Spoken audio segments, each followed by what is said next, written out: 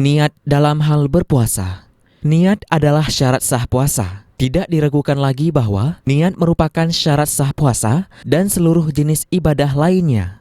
Sebagaimana penegasan Rasulullah Sallallahu Alaihi Wasallam dalam hadis Umar bin Khattab radhiyallahu anhu, riwayat Al-Bukhari dan Muslim. Innamal a'malu binniyat wa innama likulli imri'in manawa.